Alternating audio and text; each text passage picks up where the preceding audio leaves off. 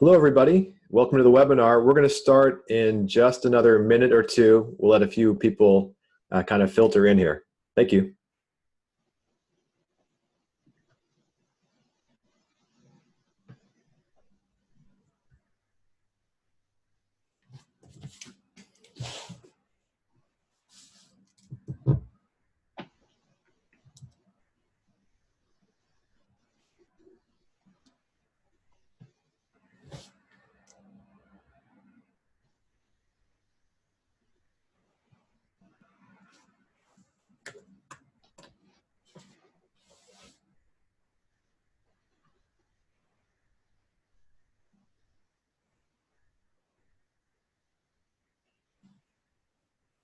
Okay, well, let's get going. So, hi, everybody. Welcome to the Licio and McGowan Pro webinar. Our topic today is everything you need to know about cyber security insurance. And I'd like to start with a couple of brief introductions. My name is Chris. I'm the CEO of Licio. For those of you who are not familiar with us yet, we help professional service firms communicate faster and more securely with their clients. This means moving away from email to an invite-only platform that includes document sharing, mobile messaging, and more. You can learn more about us at www.licio, that's Liscio.me. I'd like to take a moment now to introduce Rob Farini. Rob is a program manager for McGowan Pro and has more than 15 years of experience in the insurance business. Hi, Rob. Hi. All right. Thanks for having me. There you go. He and McGowan Pro have a high focus on the accounting profession in particular. They've worked with hundreds of accounting firms ranging in size from solo practitioners all the way up to firms with more than 100 million in revenue. So a really broad scope. I would imagine it covers just about everybody here today. All of their firms operate within the United States. So Rob and I first met earlier this year at a gathering of accountants down in Clearwater, Florida. We instantly connected over the state of cybersecurity in the profession. In fact, CCH's servers were down that day, if you remember that, earlier this year because of some malware. So, Rob, anything you want to add or introduce as an early comment? Well, I want to thank you for having me, Chris. I appreciate the opportunity to talk today. And since we've met, CCH and a number of other third-party vendors have been breached. Seems to me that the bad guys are attacking the accounting industry. We just had InSync go down, and a couple months ago we had CTROM go down, and I know there's a lot of users of those third-party vendors. Every year it seems to be getting considerably more dangerous out there. So let's dive into that a little bit. So why don't we do this to kind of set a frame for everybody. Let's go through a brief couple of ideas here that we'll be covering. So number one, obviously the trends in the profession and in the cybersecurity space at large. I think we've all talked to a lot of firms, or we know firms that have been breached. So let's talk about what happens when that occurs, what the related cost might be. Obviously from your vantage point, you see a lot more than probably the rest of us do combined. So kind of recommendations that you and McGowan Pro would have for people, as well as cyber insurance basics, right? What do people need to know? How to get a great rate? And then we can do some predictions and some Q&A. Sound good? Sounds great. Look forward to it.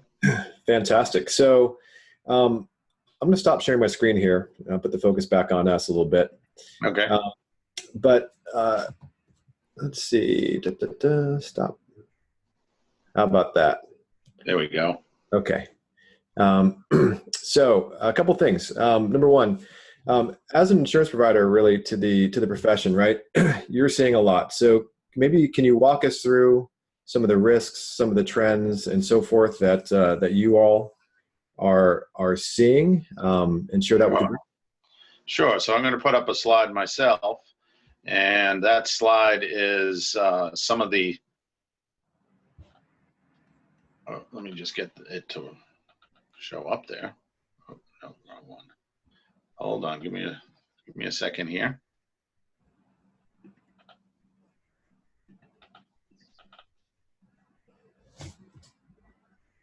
There you go. That's showing well. Okay. So where are the risks coming from? There's a lot of statistics out there, and I'm glad you asked where they're coming from. They're coming fast and furious. They're coming from everywhere. And professional services organizations are high risk organizations.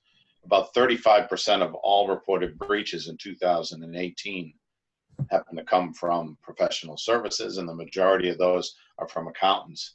And the reason for that is because it's a high value. You have a lot of data, number one. And number two, some of the smaller size businesses might not have the infrastructure that allows for good security. So some of the things we're going to talk about today is how you can have better privacy and a culture of privacy and security in your firm. So a lot of this is coming from bad actors who are affecting the accounting industry. The next slide I want to show real quick is so what's causing these breaches. And this is a report that anybody can get, Verizon's Data Breach Investigations Report. It's the 12th annual edition. They put it out every year, and they do a pretty good job of telling people where the breaches are coming from and how they're getting there. But a couple of statistics here is over half the breaches are coming from malicious email, or malware in malicious emails, I should say. And 81% of those breaches are because of bad password hygiene. 81% coming from weak passwords. Wow, that's pretty staggering. And just by, I know you have more on the slide here, but you know, in terms of the breaches, and there's a lot of them happening, obviously, is there a particular firm size that's being attacked? Do the little guys need to worry about this, you know, as much as some medium and larger players, or is it kind of across the board? We've seen claims from all size businesses. We tend to see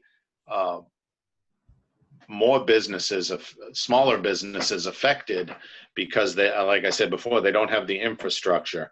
But we've had claims in all sizes of business, whether it's a sole proprietor who makes a mistake or a large top 100, 200 firm that has a lot of data breached. There's so many things that are being bombarded that everybody is susceptible to a breach.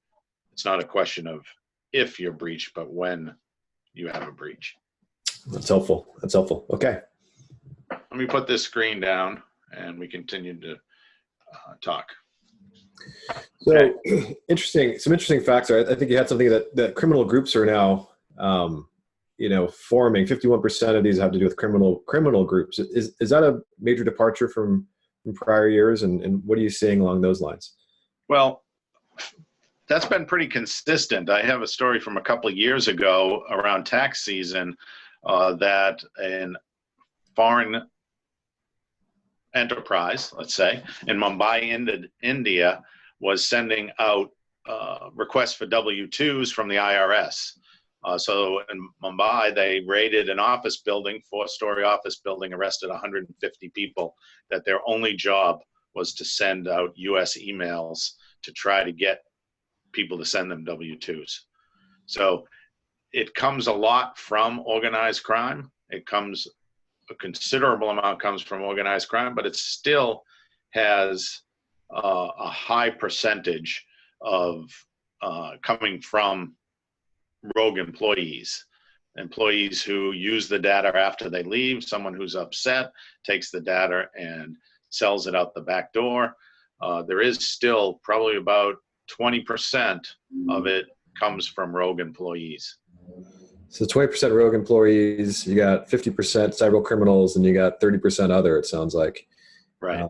Interesting. Individuals, you know, sitting in their basement buying a kit off of the internet where they can do ransomware, or they can introduce malware. There's a bunch of ways you can go into the dark web. And now, for those who don't know, the dark web is not available on a search. You couldn't use Google or Bing or something to get there. If you know where you're going, you can get onto the dark web. And on the dark web, you can buy 1,000 social security numbers with a FICO score of more than 720 and for about 150 bucks. One, go ahead. I was about to make a joke. So it pays to have a FICO score lower than 720 then. That's right. That's right. So another instance I can talk about is they have an ebook online that you can buy for $9.98 that'll tell you how to start your own malware email campaign. And then the best one that I've heard is for those of you who know about affiliates. So you can add something to your website and you get paid for the number of clicks. You can do an affiliate program with a bunch of different organizations. Well, the bad guys decided to start an affiliate program with ransomware. They started it in May of 2018, and it was a group of guys. They were offshore, so they were outside of the United States, and they started this organization where you could become affiliate, and instead of paying them a fee for their software, you could pay them a percentage of your take.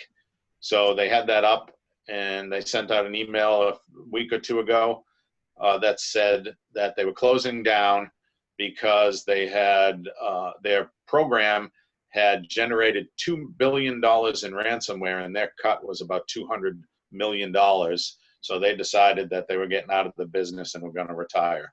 So in less than a year, these guys who made this program, affiliated it, said we're closing down the program because we made 200 million bucks.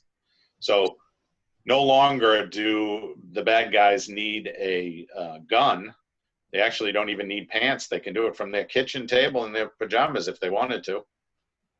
So a lot of creativity. You have a core engine that kind of drives a lot of this stuff, and these guys can figure out all these different ways to penetrate a firm to get somebody to click on a link. Exactly. It's the ransomware engine in there.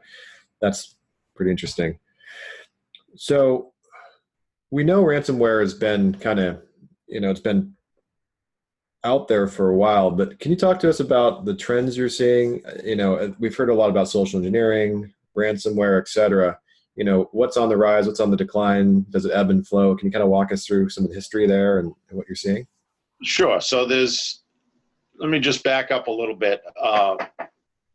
Everything is pretty much based on emails, bad emails, information in emails.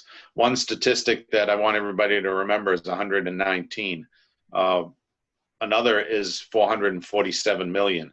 So 119 is the number of passwords that we have that we need to use to get into all the apps and news and travel sites and all the sites that we have to get into. And bad password hygiene is causing a lot of this through malware. Some of the problems that I'm seeing is social engineering, which is fake emails. Normally they use what's called pretexting.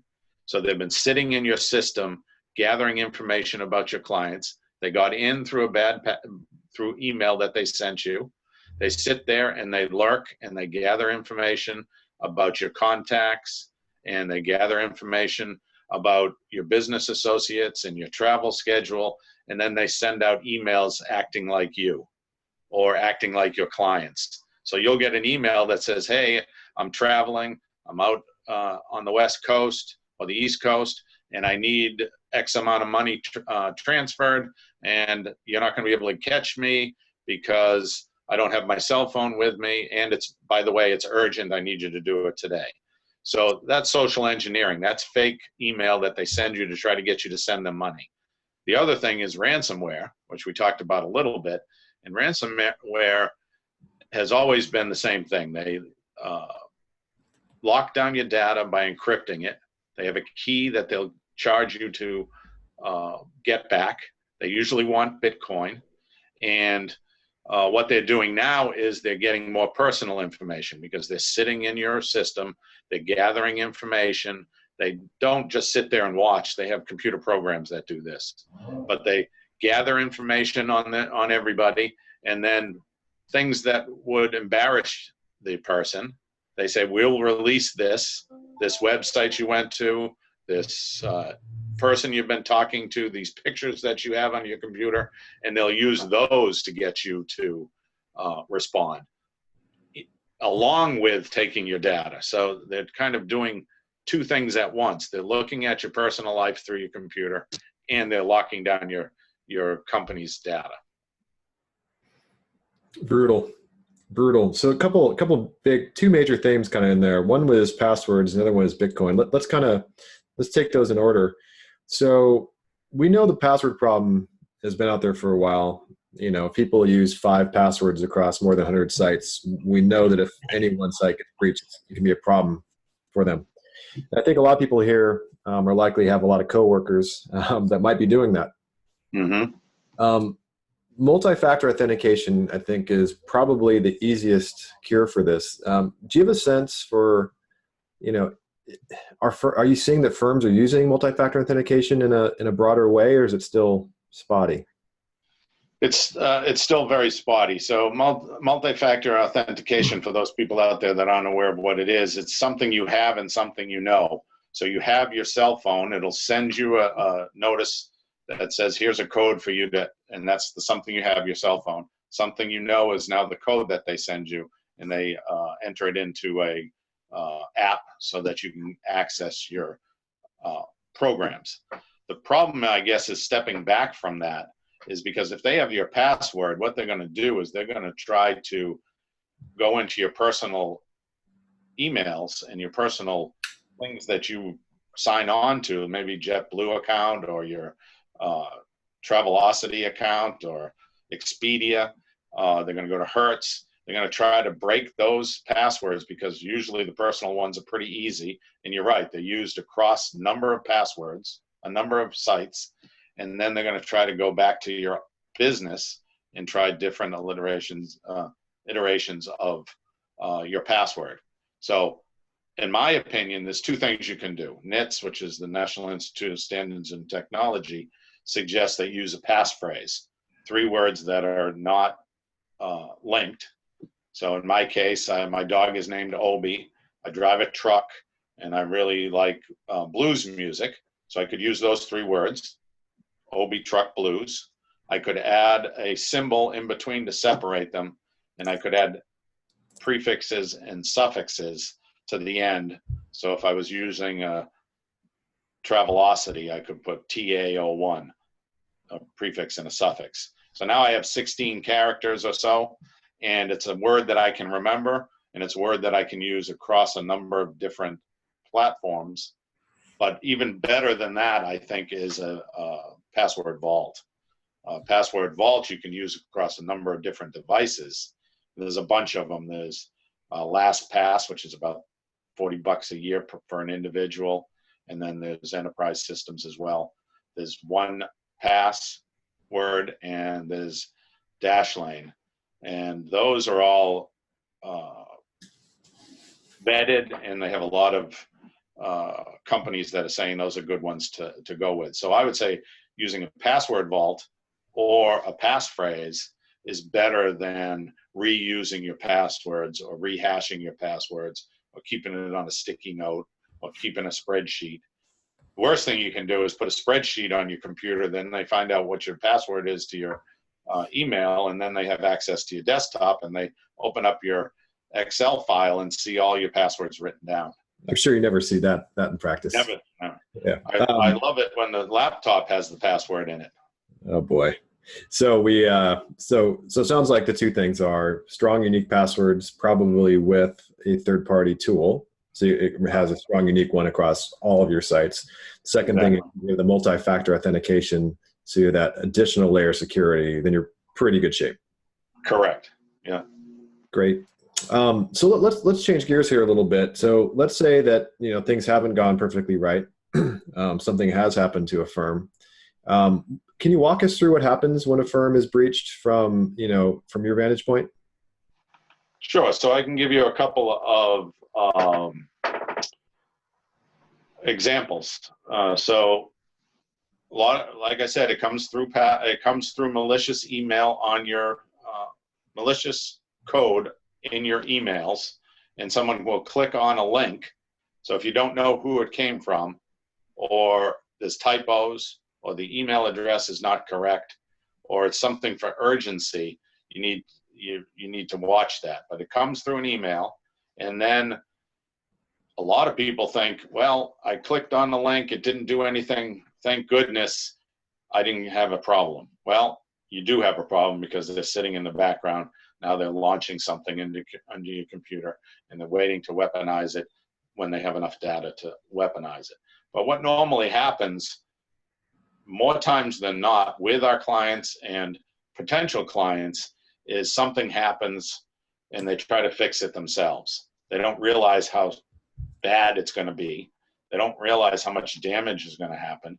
So take, for instance, a ransomware. Company came in on a Monday morning or Tuesday morning. I don't remember what day it was, but they came in the morning anyways. And they had the screen that says, we've locked down your computer and we want a Bitcoin within 6 hours, I believe it was. It might have been 12, but there's 6 or 12 hours. They put a time limit on it. So they called their local IT guy. The IT guy tried to fix it, couldn't get it, the backup to work properly. So they missed a timing. They ran out of time, and so now it was 2 Bitcoin. At the time, Bitcoin was about $6,000. I think today it's somewhere around $10,000. They didn't know where to get a Bitcoin. They didn't know what to do about getting a Bitcoin. They didn't have the right backup because they hadn't done a good job of testing to make sure that their backup worked. So they finally called us. And once we put the systems into place, we had a team that was able, they had insurance with us, had a team that was able to run point or be the quarterback or the first responder or whatever you want to call it, but they were able to provide all the resources and the expertise for the firm to get out of the problem. We've had a number of issues like that. We've also had recently CTROM, InSync, and CCH have dependent services problems. Now, it looks like their issue is ransomware. They have been releasing information that says at this time, or to the best of our knowledge, which is kind of covering themselves because they're not saying your data is lost. They're saying we don't think your data is lost. So your data might be lost. They haven't definitively said that it hasn't been lost. So you have to wait and see. So third-party applications are having a problem. Your email is a problem. Ransomware is a problem. Denial of service attacks. Number of different things that have to be watched for. There's just so many things that are happening. I think the ransomware thing we're seeing across the board. I mean, I think there was some news in Indiana today that at least 2 local jurisdictions, the government offices were crypto locked. What I don't know, and I've never been through this process, but something you said there was kind of really setting something off here, which is 6 to 12 hours to reply. Right? We're not carrying Bitcoin in our pocket necessarily. Correct. Is that really kind of what our time frame is really that short? Is that what we're looking at? Well, the bad guys are looking for a quick hit to move on. Mm-hmm. So they're going to say, give us the money. If not, we're going to move on and we're done with you. We're going to go to the next guy who's going to respond.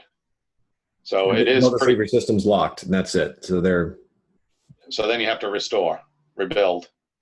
Interesting. Bring in extra people to get you up to speed.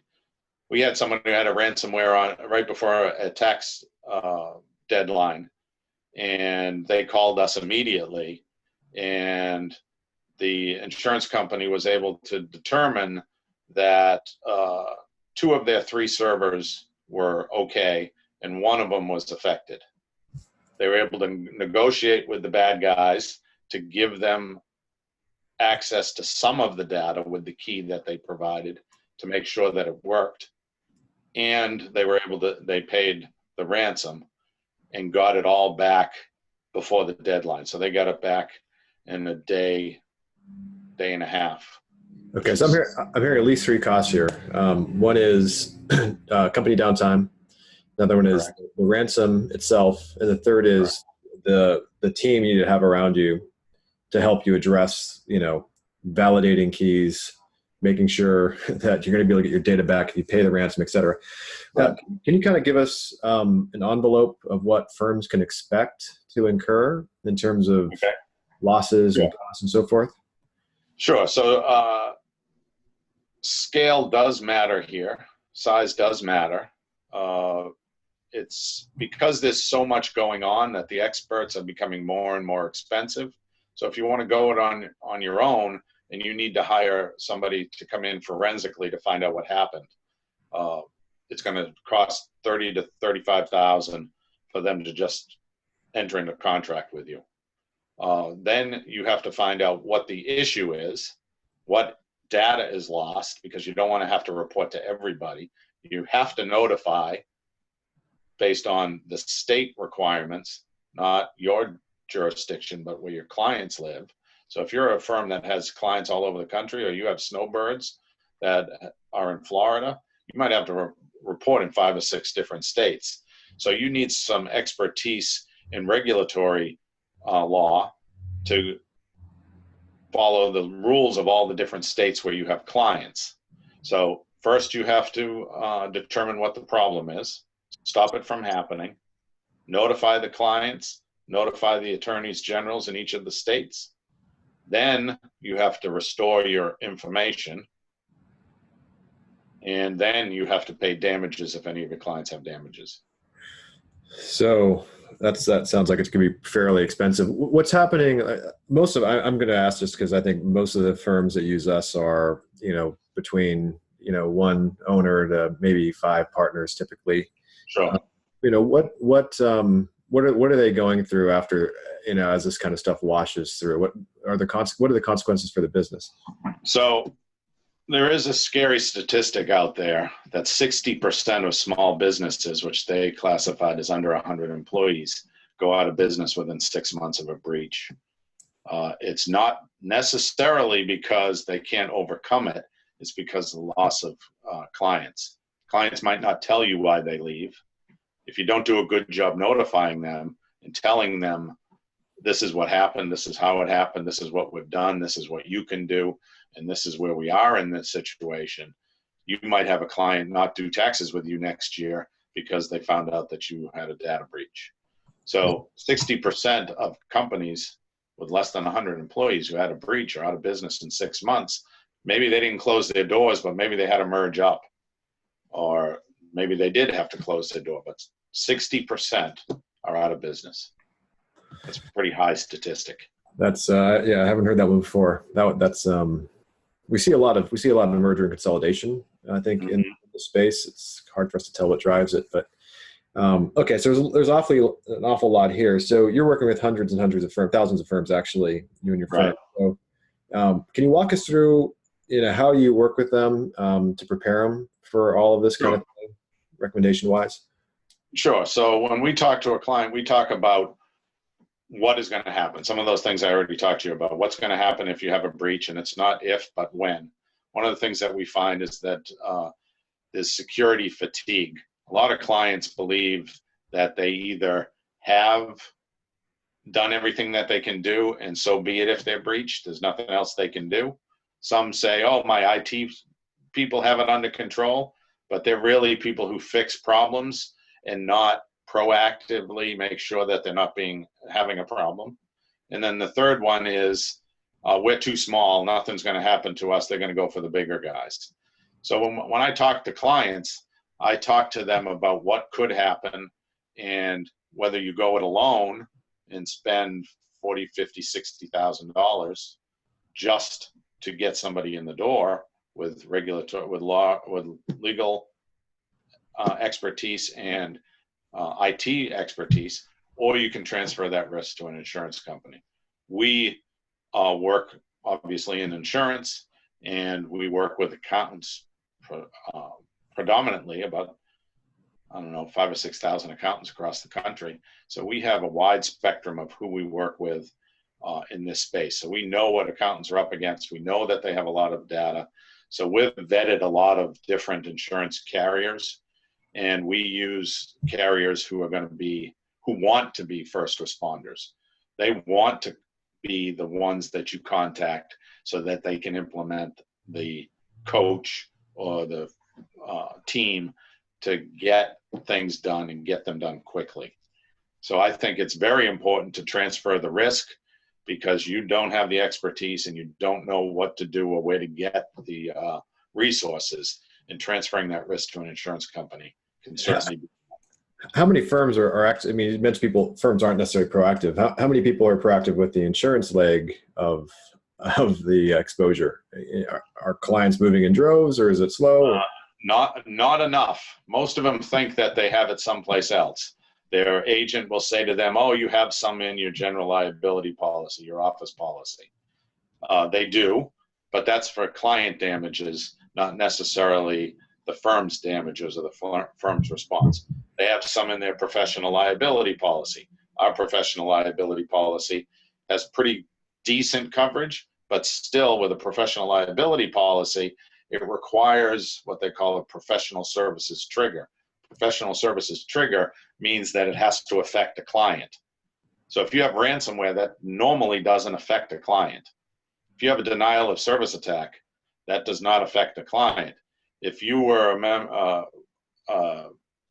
if you use CCH, that at this point has not affected a client. So all of those things would not be covered under a professional liability policy. So it sounds like collision insurance for your car versus liability insurance. Correct. Exactly. Good point. I'm bad at insurance, but I need to simplify things here. Yeah. So you can transfer the risk to a specific insurance company that specializes in cyber liability insurance. It's a different animal because most policies are specific in what they cover. With a cyber policy, because the risk is fluid, ransomware wasn't that big of a deal that long ago. Social engineering wasn't there at all probably 3 years ago, maybe 4 years ago. So a cyber policy has to move and provide coverage for things that are happening now. You have a car accident. A car hasn't changed much. An accident hasn't changed much. But with cyber risk, it's just expanding all the time. That's interesting. So a lot of very, very quickly evolving landscape here. I don't know enough about cyber insurance policies, but are there things that our audience needs to hone in on when they start walking through what they need to have in an insurance policy and things maybe they don't need to have? Is there a way to kind of think about that? Yeah, let me bring up something on my screen here, and I'll show you what I mean. So I talked about first and third party coverages. So most other policies have third party coverage, client damages, risk management. But what they don't have is they don't have your services, what you need to do. So when you're looking at a cyber policy, you want to be sure that it covers not only client damages, which in most cases is non-existent because they really can't prove that it was you because there's so much out there. What you're really doing is trying to get yourself back before you lose too much revenue from your work product. You have to report to the regulatory agencies. So you want to make sure that there's coverage for forensic services to find out what happened. You want to make sure that there's regulatory response. You want to be able to have a firm that's going to help you with the letter that you need to send out. You need to send out a concise letter that explains what happened, what you did, how you're fixing it, why you don't think it's that much of a problem, what their response can be. By the way, you need to provide them credit monitoring in all 50 states. Massachusetts and California just increased their credit monitoring to 18 months of credit monitoring, and it costs about $200 per client to cover that. The good news is there's only about a 20% take rate. So you're only 20% of the people you send a letter out to are going to raise their hand and say, we want credit monitoring. You also need to have somebody help you to get to where you need to go. That Bitcoin, how do you get the Bitcoin? Who's the lawyer that you're going to call to notify the attorneys general? And who are you going to who are you going to call to get the data to find out forensically if your tax program or your audit program or your payroll, what was breached, where it was breached, And do you have to report to all 50 states? Do you only have to report to 6 states? Is it just locally? So a policy that's going to provide all of those things is going to make your recovery time much, much quicker. And are these things, is this a pretty typical list, or is this, are our clients going to need to know to go in there asking for these things, you know? Well, so there's probably a dozen, not really a dozen, maybe a half a dozen carriers that offer a full policy. A lot of the policies that we see only offer parts of this coverage. So you really need to talk to somebody who is well versed in this type of coverage, because this is a fluid policy. If you look at a business owner's policy, the language is almost always the same.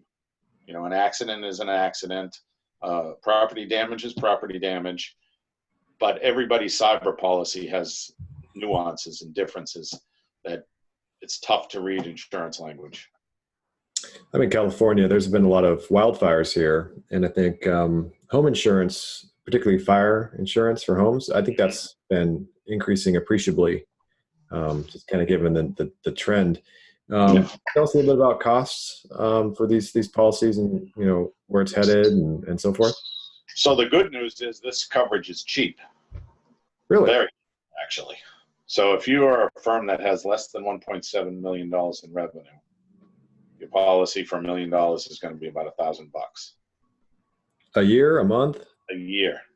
Really? Yeah, it's really inexpensive right now. So it's crazy that more people aren't buying this coverage.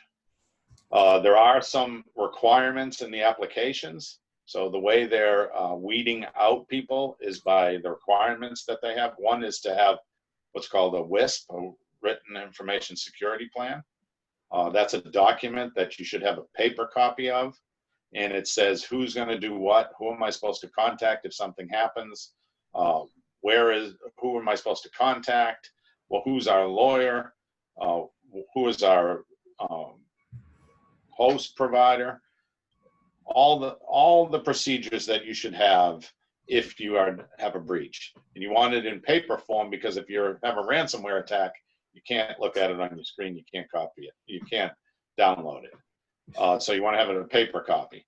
The other issue is they want everything to be encrypted. In most states, if you don't have encryption, it's a total breach, or if they'll cover you at all. If you have things, encrypted, then you have some safe harbor. You don't have to report to your clients. You do have to report to the state, but you don't necessarily have to report to your clients. That seems tricky. If you're exchanging documents on email, does that what side of the line does that fall on? Well, that's kind of a gray area, because some states say that you have to have specifically encrypted email. Others say that email is not encrypted. Interesting. So email is an issue. I'm learning a lot today. Okay, that's really interesting. So, so $1,000. So the written information security plan that you called it a WISP. Yes. Is that a template that's kind of running around out there? Is that something you would provide to people? That's something that I can provide if people want to send me an email, or we can send it out to the people on the call. You know what? Probably don't want to spam everybody, but why don't we go ahead? I'll show your email before we conclude today's call, so people that might be helpful. Okay. Just a couple more quick things then. So, any relief in sight on this? Or the trend seems to be going kind of one way here, but is there anything that you're seeing that's mitigating some of the risks? I think that the better we are at creating a culture of privacy in our offices, we can certainly reduce the problems. There's companies out there that can help you with what's called phish testing. I think it's really on us to be better stewards of our clients' data. I don't think we're doing a great job of communicating the risk to our staff people. I don't think we're doing a great job of communicating what the risk is or how they can protect the data. I don't think there's an open door policy in most offices, where if you have a problem and you make a mistake, it's not, it's not treated as your hair's on fire, because you need to move quickly and succinctly, but you can't panic. And I think a lot of people are just sitting back and having that security fatigue that I talked about. But as far as the wave, I don't think it's going to change. I think if you think of the analogy of the old junkyard dog, people are just tossing stuff over the firewall to get the dog to bite. We happen to be the dog. They're just tossing more and more stuff over the fence against our security to see if we can, if we'll bite. So things like Mimecast do a great job of protecting us, but they're filtered. So if you're getting emails that say, "Hey, I want you to do my taxes this year," and keywords are in that email that's going to come through, and you're going to click on it and say, "Oh, somebody wants to be a new client. I'm going to click on this and see what their what their net worth is, or whatever you look for," and you're going to click through and see it. So I think it's not slowing down, because it's becoming easier, because it's easier to sign up and do these things. People can make quick money. There's not really a lot of enforcement, because a lot of it is overseas, and the people who are doing it here in the United States get kind of lost in the crowd. So I think it's us. We have to take the initiative to get the insurance while it's cheap, get the procedures in place while we still can, and be more diligent in what we do. That's interesting. Yeah, the awareness has been a big part of, I think, what we've seen change over the last year or so. A lot more people are getting aware, because I think it's happening to their neighbors, and they're hearing a little bit more about it. That's fascinating. Why don't we do this? I want to go ahead and share your contact information and so forth, but if any of you in the audience have any questions, within the Zoom link, there is a Q&A button. You can hit that. You can enter any questions you might have for Rob today, so we'll be able to get to those. Why don't we go ahead? I'm actually going to bring up my screen now, and we'll go ahead and show. I see there's a couple of questions here. Okay, yeah. You want to start grabbing those while I put your information up here, Rob? Sure. So Karen asked, can they see our activity from an email if we don't click on a link? What if we open an email to read but don't click on anything else? Karen, that's a great question. To best of my knowledge, they can't see your activity from an email if you don't click on a link. So an embedded link or an attachment is usually what's weaponized, and that's usually what the problem is going to be. I don't believe that they can track your activity. I know that if you have a webcam and you have it open, they can commandeer that and copy your keystrokes, though. The other question is about TrueKey.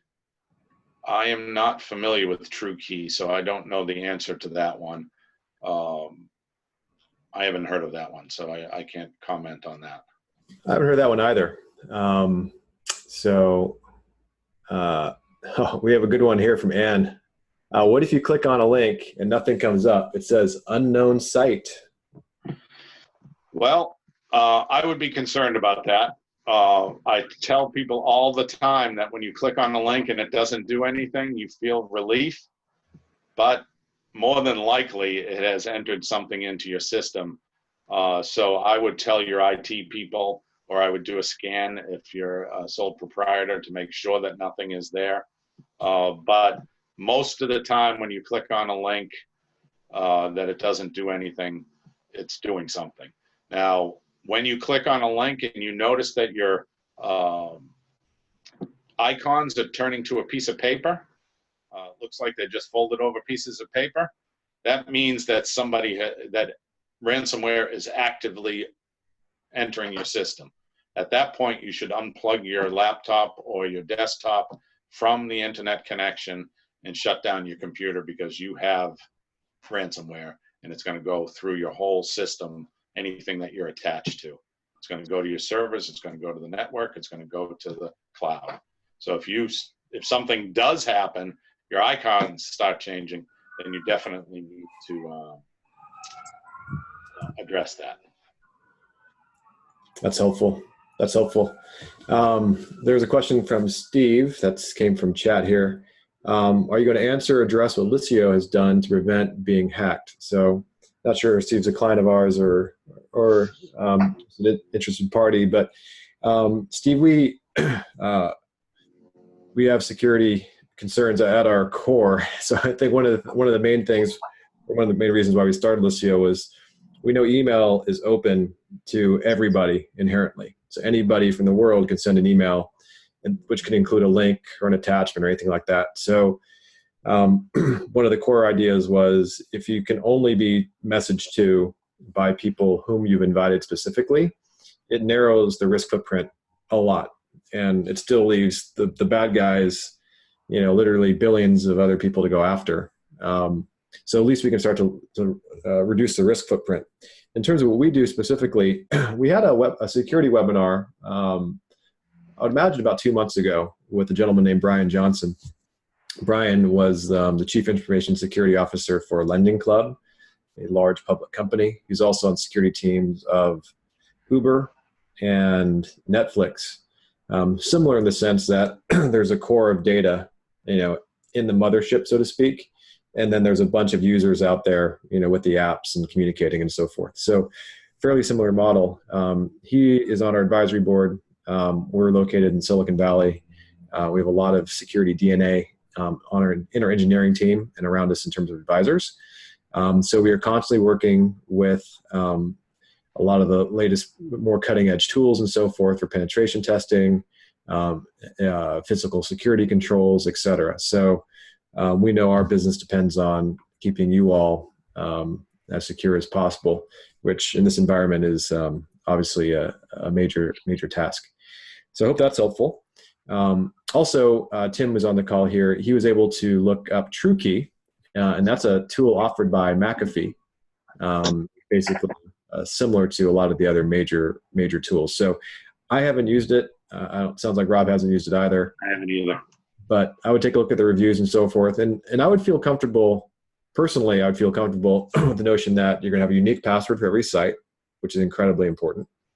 And if you have a multi-factor authentication option, please turn it on for all of your critical apps, okay? Mm-hmm. That makes it very, very, very hard for your password, for your account to be breached because of a password issue, right? They have to have 2 major forms of authentication, fully unique password and some kind of other security key that they would have to have possession of your phone or similar in order to get. So please use those in combination. I think you'll be able to sleep well at night. Robert, another one about password vaults. What is the danger in a password vault that has one password for access to all of your passwords? Is that more of a risk? I think it's a risk, but yeah. It is a risk, but it's less of a risk than having duplicate passwords used at duplicate sites. So anything today can be hacked. If NASA and the NSA can be hacked, and password vaults can be hacked.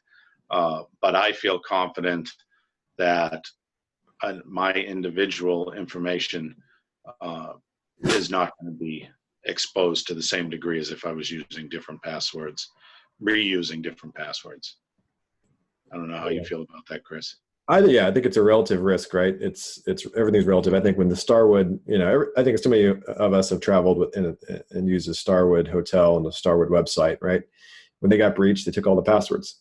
So if you try to apply those to everything else we do, I'll bet it would work. That password, email password combo would work in a lot of other places. So yeah, I think that's the easiest way for a client to get in there. It's hard. It's a lot more work to go after somebody who has security in their DNA than it is to go after a hotel chain, for example, which is they're just trying to book rooms, right? That's right. So I think 1Password is obviously a much harder target to get at. I think it requires a lot more expertise. Not to say that somebody might not be able to do it eventually, but it would probably be front page news, and it would, and certainly more so than what's happening, I think, out there with Starwood and others. Right, I agree. I think that's all the questions. So we're on time. Give it another minute here to see if anything else pops in. But I did, and I hope I'm sharing my screen here with Rob with your email information in case people want the WISP and so forth. I did notice one thing, that the website is actually McGowanProfessional.com. Oh, McGowan Pro is one of our sites, but it doesn't go directly to my division. there we go. There we go. Okay, all the questions are through. Rob, I really want to thank you for taking a lot of time today out of your schedule. I learned a lot. I hope others on the call were able to pick up some interesting tidbits as well. I look forward to seeing you again soon. Yes, thanks so much for having me. It was a great conversation. Anytime I'm available. So feel free to reach out again. Very generous, Rob. I appreciate that. Okay, thanks everybody. Thanks. Take care.